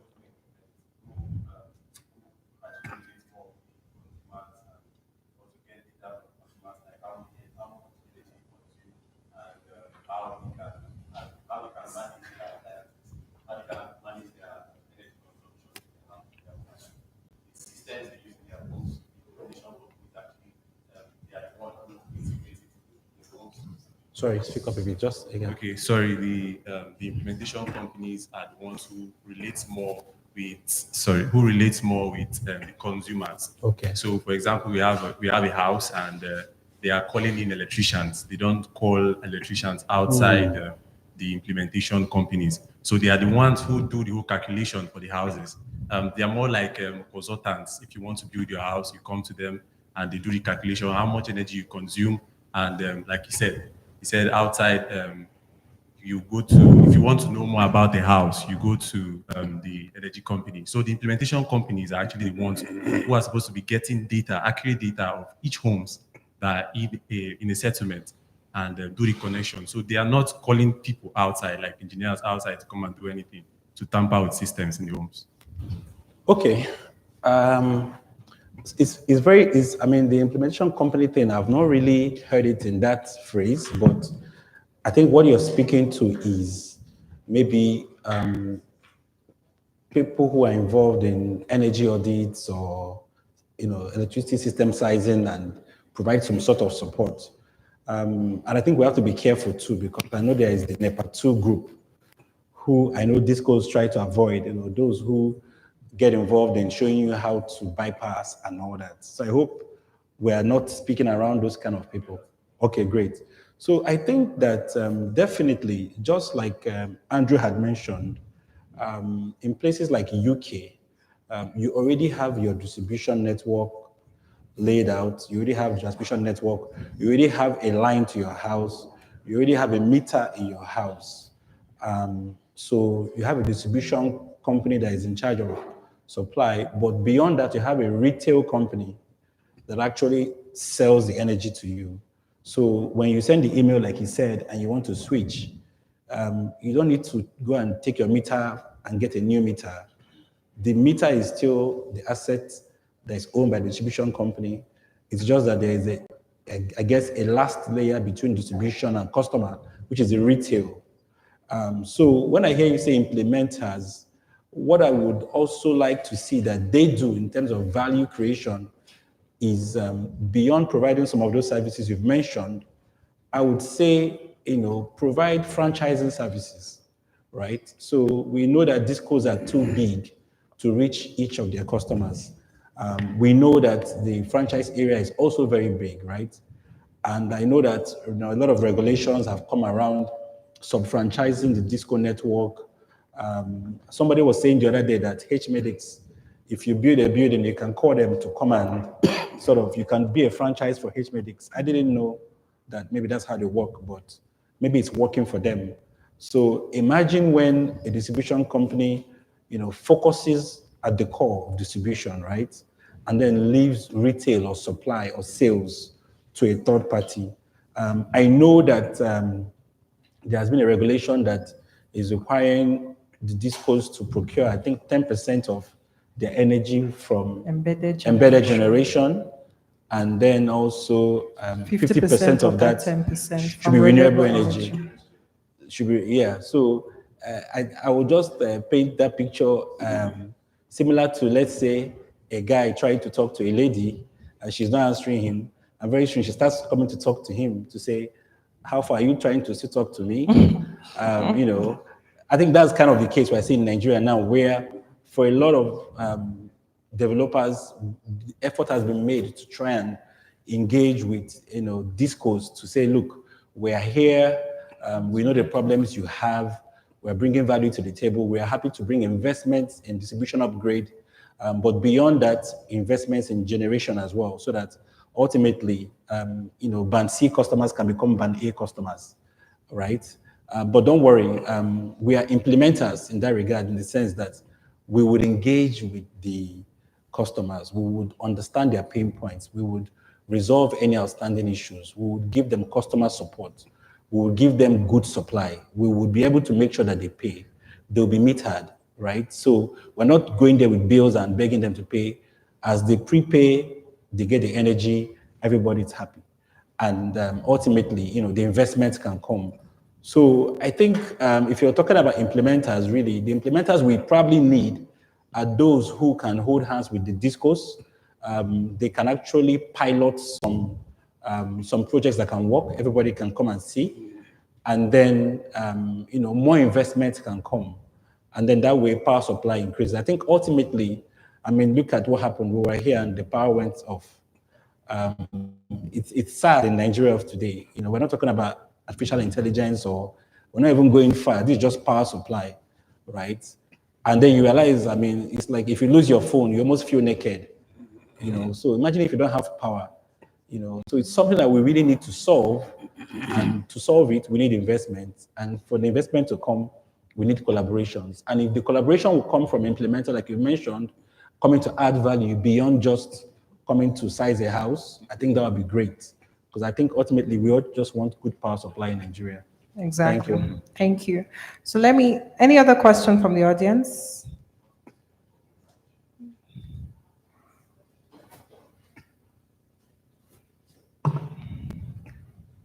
Yeah, thank you very much. I want to appreciate all the panelists, such an enlightening discourse. So I have a question to Mr. Edu. Yes, from your explanations, you've given us insights on how deep the problem is, how large and vast the problem is. So the question I want to ask is, what do you think is the pathway to progress? What do you think is going to be the solution that will make all these problems become something of the past? Okay, what do you think each one of us here we need to do, maybe in our own little way, to ensure that the future of power will not be the same story that we're still having now? Because this story has kept on recycling itself. Even before some of us was born, the story has always been the same. So what do you think we can do now that will ensure that this same story will not be repeated 20 years from now? So that's my question for you, sir. Should I go? Go ahead. You can. It's a tough one. Solve the problem. It's a tough one, I must confess, because the thing about power is that nobody likes giving up power. And when you think of subsidy, the funny thing is that while you and I might think, oh, they're subsidizing me, it creates a lot of corruption in the system. And people that are benefiting from that corruption will never, oh, they project it, we are subsidizing because we are helping the common man. But ultimately, it creates that incentive that they don't want to let go. The simple thing is allow the efficiency of the market to prevail. Follow the money. And the good thing about markets is that they're very efficient in allocating resources. And government can intervene. You know, I would prefer that government will reduce the tax rate and let people pay for the electricity. But everybody will tell you, no. We would rather pay subsidy, you know, we would rather pay subsidy. For example, petrol subsidy. I would rather it goes and government will reduce by everybody that is paying tax by 1 percentage point. That way, the money that you've paying in subsidy, you know, that kind of thing, people don't pay it to you as tax. But to every government agency, no, pay me the money, I know how to distribute it better because I want to be in control. Either it gives me that power because I'm determining things, or I'm maybe siphoning something by the side. That's it. So until the electricity sector, let's understand, I mean, and this is what I say everywhere, power is not cheap. If you go all over the world, in every household, the biggest amount you pay goes to housing. After housing is energy. So power is not cheap. But the biggest problem with Nigeria is that you don't get that power. Why people like Chibuzodem are succeeding is because when they go to a community and tell them something, they deliver what they tell them. I mean, I've gone to some, we are talking of villages where you have solar power for the whole village. And before this ban A thing, when the grid tariff was about 50, 40 naira, those people were paying 120 naira per kilowatt hour. But they were not complaining because they were in control. I get power, I know when I'm getting my power, and I am billed for what I'm using. That is what you don't have on the grid. So if we want to get the efficiency of the market, we have to ask the regulators to stop regulating, because their regulation is actually putting us in a bigger mess. You know, like I said, markets have a way of cleaning up the system. If you know that you are being billed, you know, for what you are not using, you can easily complain. But today, you know, what now happens is that some people are overpaying while some are underpaying. It's an inefficient market, and that way, some people, where they are, because of their personal whatever enjoyments, they allow that system to fester. So that's what I would say. Until we ask the people that are regulating to reduce the regulation, allow the system to work. If we allow the system to work, the only thing, if it's for me to wield the big stick, I say the only thing you are going to regulate is simply, if I come to this community and say I'm going to give you 20 hours electricity, any day you don't give, that's the only thing I want you to regulate. But in terms of how you charge those people, let's understand we have an alternative market, which is the generator. It's the most expensive. But if you charge me more than, I can actually go and buy a generator and say, take your cables away. You know? So, but we have created that image. Every one of us must be connected, and there are some people that should not be connected. I keep saying it. You know, there are people where they are, it does not serve for you to extend grid to them because it's uneconomical. You can't take that one away. There are some communities where there are only about 5 households and they're 40 kilometers from the nearby village. Do you have to extend grid for those done? It will be too expensive. What you need to do is, what can I go, maybe a solar system for that community? In that case, you start thinking efficiently so that those that are paying, the problem we have today is that those that are dictating the payment don't care, because again, like if there is a big brother that is picking the bill, I don't care, okay, you just need to move from here to here, which a bicycle can do. But because somebody is picking the bill, why not make it a Lamborghini? You know, why are you going for a bicycle? That's what we are doing, you know. So ultimately, I don't know whether it's going to be solved and when it's going to be solved, but solution can only come when we allow the system to work. And the system is about the efficiency of the market. And the long and short story of it is that for that system to work, it will start at DISCO space, because the DISCOs are the interface between the ecosystem called the electricity sector and the consumers. Okay, thank you. Excellent. So a proper deregulation of, a complete and total deregulation of the system will make it better efficient. We'll take the last question. Okay. Hi, good evening. My name is Dozier from EMRC. I think just to say, it's been really good listening to everyone. I think it's been a great panel. My question was actually, I was to go before the gentleman before me. So my question is still in line with what he had asked. And I think maybe it's more strengthened now by saying, what are really the actionable ways forward? And why I would say this is, there have been comments about a big brother existing somewhere paying subsidy. But the truth about it is, I'm going to throw a wheel in the spanner here because it's been moving quite smoothly, but I think we should actually, stop and look at things from a different perspective. So when you're talking about the distribution companies, we make reference to subsidies that have been given. It's, it seems like it's been a smooth ride, but that's not what it has been. A lot of the subsidies have actually gone upstream. We haven't exactly, plugged the leakages downstream. So money comes in. You have DISCOs that say a subsidy comes in. I'll talk about NEMS 1, the stabilization fund, in about 2015. The DISCO probably got 40 billion. Everybody's excited on paper, but when you look at that 40 billion, probably 35 of it went to the GENCO. So the question you're really asking is, what is this subsidy we're talking about? In terms of the business of electricity, we know that cash is king. So if I get $1 billion today, $1 billion today for me as an electricity distributor is different from you promising me $1 billion 5 years down the line, because I need that money to make actual investments into my system today. So a lot of the subsidy we've spoken about has really focused on upstream, which is very, I'll say it's quite different from what I know should be the norm. And why I'm saying this is because the DISCOs collect revenue on the behalf of the entire value chain.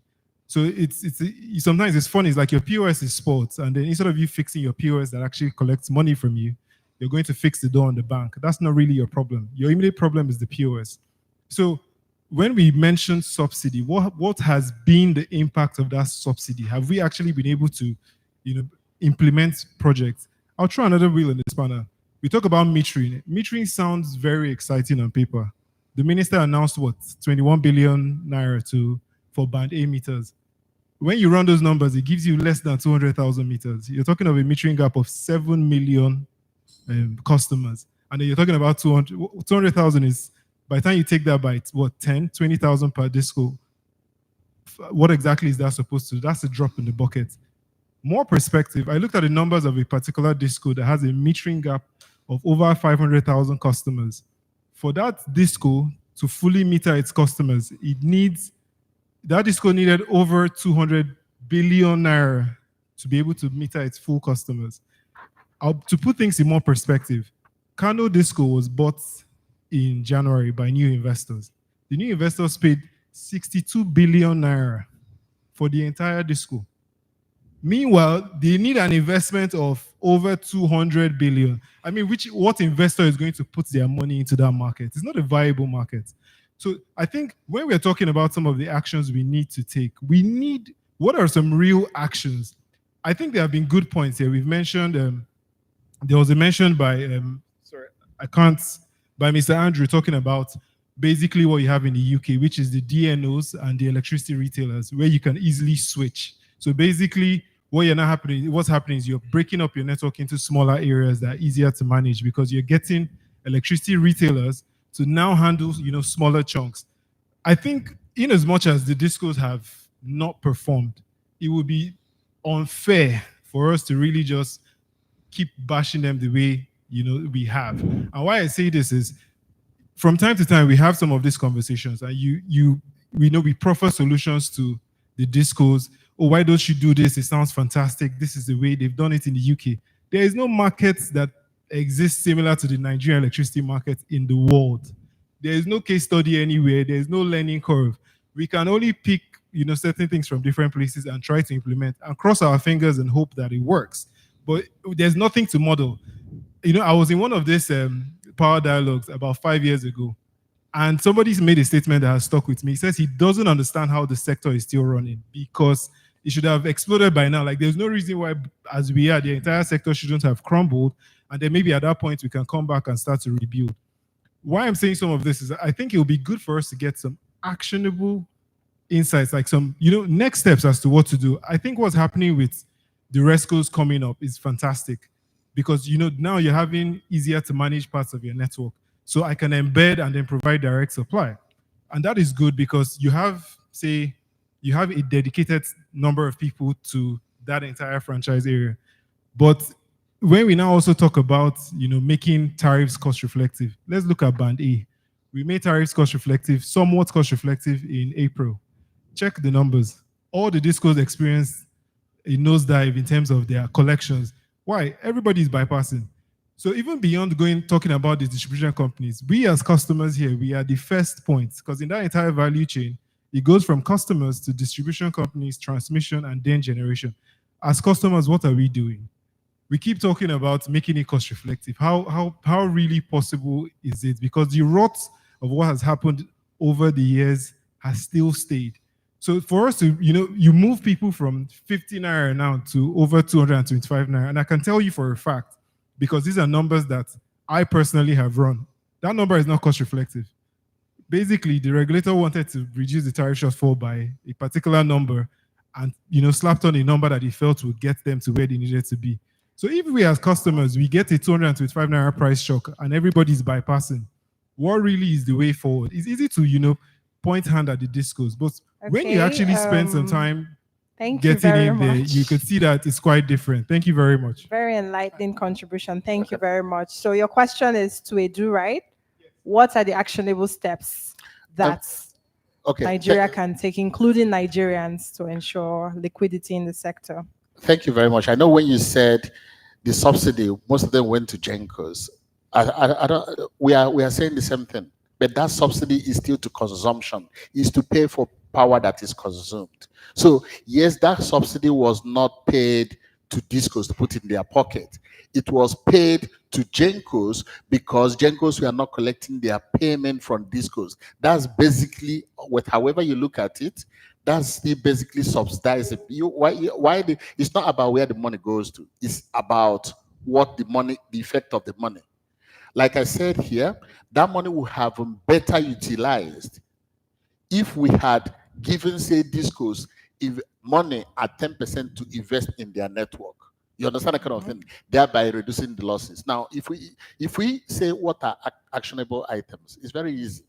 You know, for me personally, I will go to a disco and say, which are the feeders you want to keep? You know, one of the things I challenge the regulators, you start is when you think of eligible customer, because when you do eligible customer, what they clearly did was damage the discos, because if I go to a disco, I am not going to pick the bad performing customers. I will go and pick the good performing customers. Eligible customers should have started with the discos themselves, where they say, okay, Abuja Disco, I get 300 megawatts from the grid every day. Where do I take that 300 megawatts? That's me. I'm running a business. As a businessman, I don't have to distribute that 300 megawatts to everybody. I'm going to look at my network and say, that 300 megawatts, where do I send it? Where I know I'm going to collect the money. And it's my job and my risk to collect that money. And if those people are not paying, thank you. I'll tell them, sorry, I understand you don't want to pay. I'll just go to your feed and switch it off and go to those who are ready to pay. But I serve those people and serve them well. But ultimately, and I will still say, the biggest challenge for discos, we might say whatever we like, discos don't have any skin in the game. For you to, just like what we said, for you to own a disco, I don't see why you guys should not have at least $500 million capitalization in that business. If you don't have your money in the business, if discos have put in their own personal $500 million, they will have done anything within the world to make sure that that money doesn't go down the drain. But because you borrow the money from the bank to put, at the end of the day, you are just like a broker. Okay, it's the banks. If you are not getting the money, they come and take the asset, you know, that kind of thing. You are just standing by. If it works very well, I'm going to get some profit. But if it doesn't work, banks take the asset and then you drop it. If their money had been there, that thing wouldn't have happened. That's what, and I maintain it. It will continue to be like that. So to me, what government should be doing today is to say, forget about all the debt we've lumbered on the discos.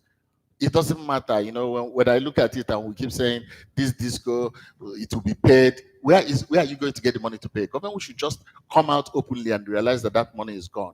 You have to clean it up. You have to say this debt is wiped. But now disco, we are going to start afresh.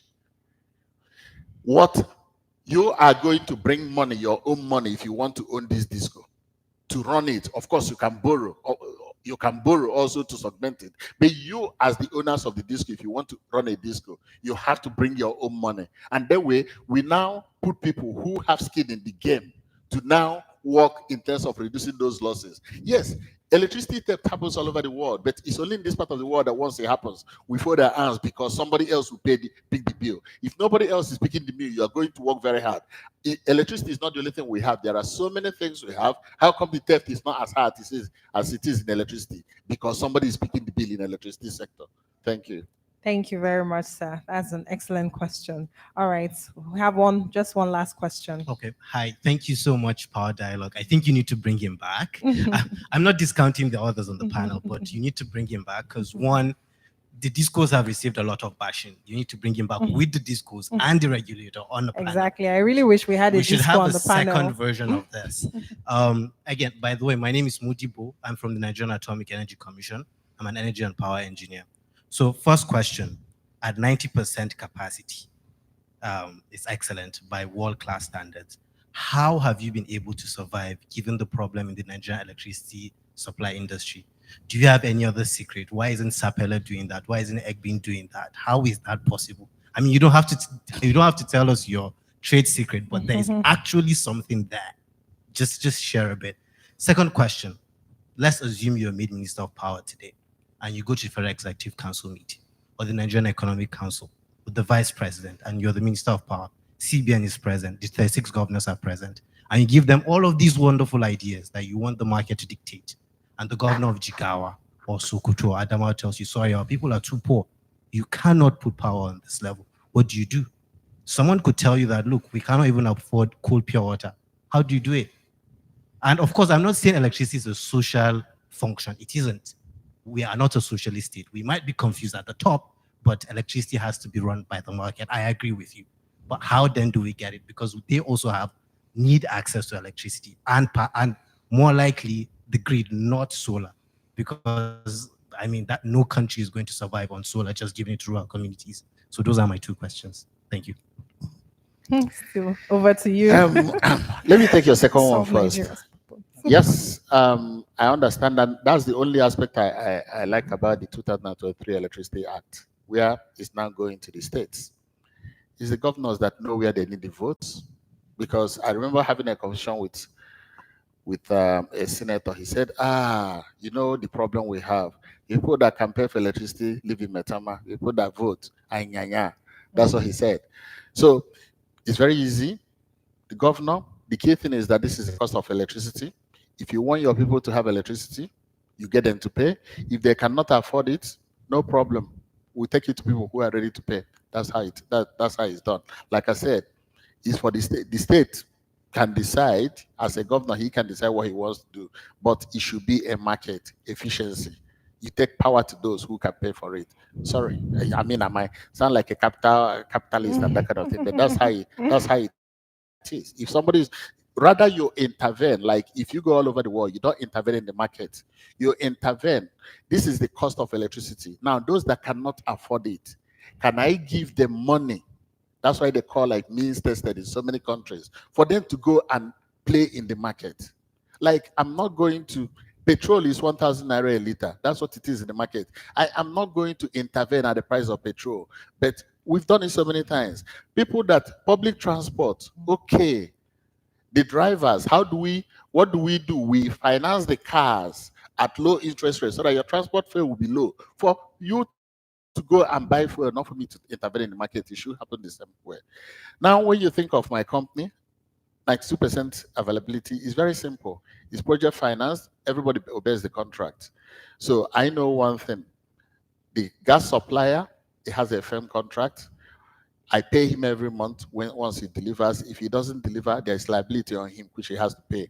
And he posted, there is an LC that if I don't pay him, he draws on that LC. And there's a liability LC on his own part. If he doesn't deliver on the gas, I pull on it. Gas transportation, the same thing. For me to generate electricity, the same thing. So it's simply for you to obey the contracts that you signed, and everybody shapes up. Like when you think I'm bashing the discos, you know, some things, it's not actually about the amount, it's the effect. Let me use an example. Gas supply. Because a lot of Gencos play on best endeavor, let's assume it now brings corruption in the system. Let's assume I'm the operations manager for company A. There is no contract. And then my operations manager for company B. There is contract. And there is a slight problem in the system. The guy in B would like to cover himself. Will make sure he gives me gas. Because if he doesn't give me gas and I make a claim, he has to go to his management to explain why I have. It's not about the amount. You know, every company, once money enters the account, the accountant will tell us to come out again becomes a problem. Because he has to go and explain to his management why they have to issue me a credit note. But for the guy, the other guy that there's no contract, once he reduces, yank him off. Somebody can now say, oh, there's reduced gas. Let me give you a bribe for you to make sure I get. He will say, no problem. Because he knows that there is no penalty for him not giving gas. He might, when there is that shortage, he can take bribes from somebody and give him gas, the whole gas. Maybe instead of reducing everybody at 20%, he will give one person and not give any other person because there is no penalty. But for my own side, because there is penalty, he can't take that bribe. Because if he takes it and I make a claim against his company, he has to go and explain. So it's simply about making things contractual. The problem you have is that you don't have a lot of contracts being observed in the sector. Watertight contracts, very interesting. Thank you very much, Edu. One more thing I'd like to ask as a follow-up to what you just said. This issue of you are honoring your contractual terms with your gas supply is very good. But for you, I always feel like the Gencos are the worst hits because they wait for the discos to collect and pay the embed who eventually, pays the Gencos.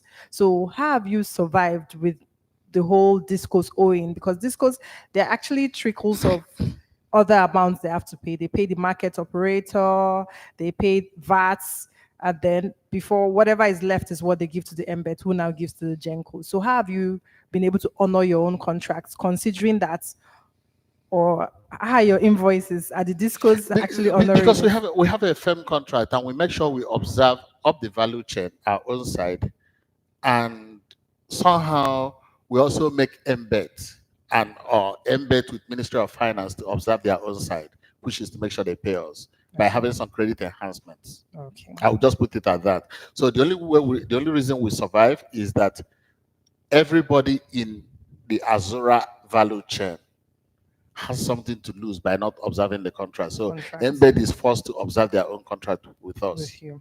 Thank you very much. Excellent. So we're about to round off our conversation today, but let the finance guy take the last stab.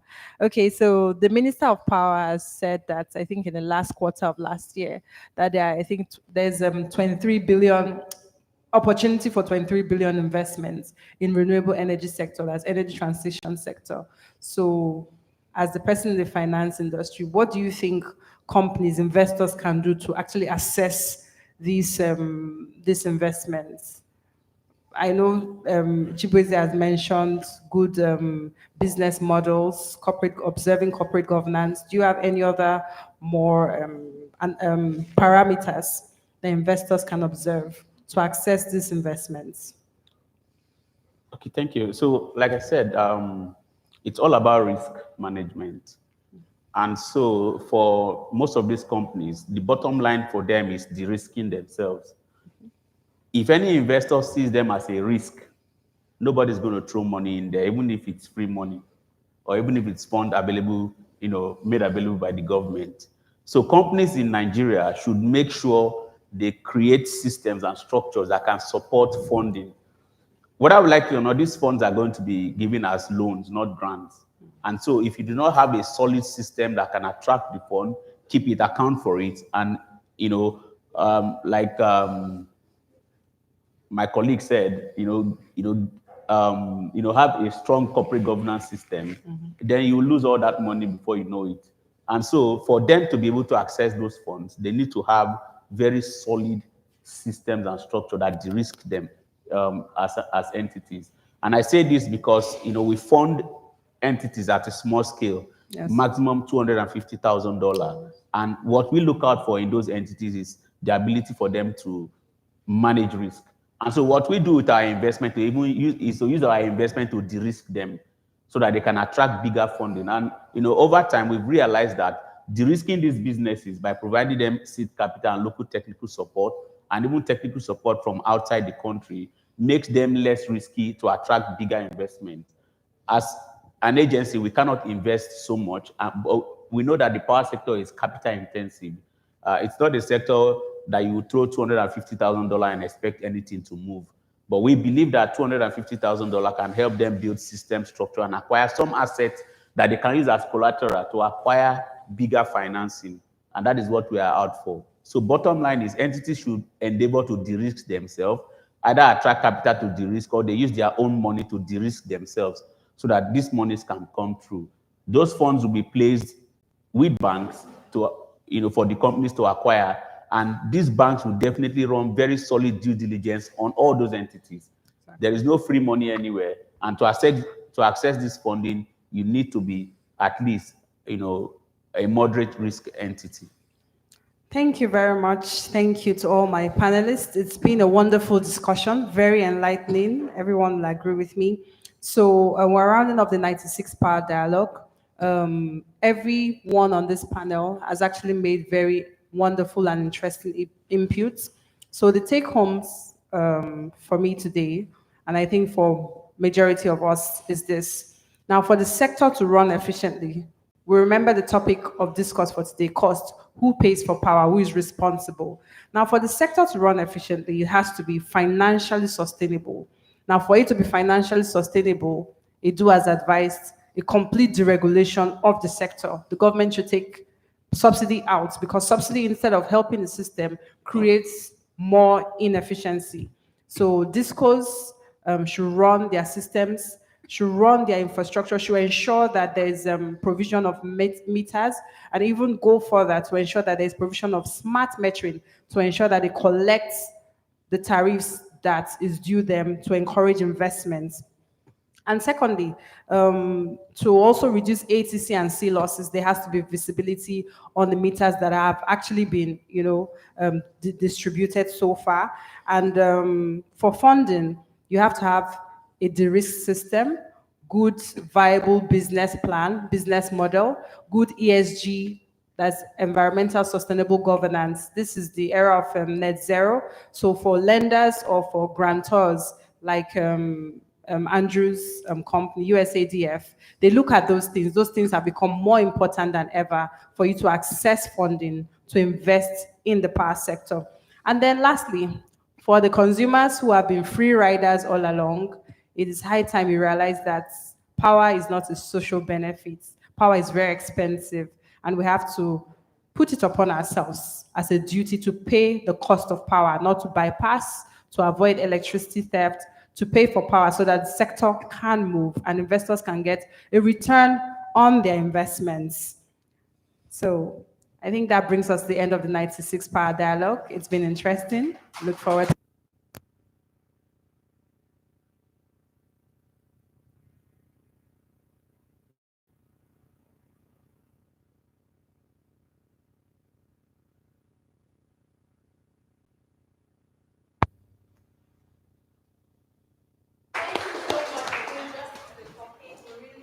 lot, and I believe this will inform opinions and policies going forward. Please, a round of applause to yourselves, our participants. Thank you for joining us despite your busy schedules. Please don't forget to network, because that's one of the main purpose of this event. And do have a lovely evening. See you at the 97th Power Dialogue next month. Good night, everyone. All right. Well done, sir. Nice. It's been very great conversation. Thank you, sir. Thank you. Thank you, sir.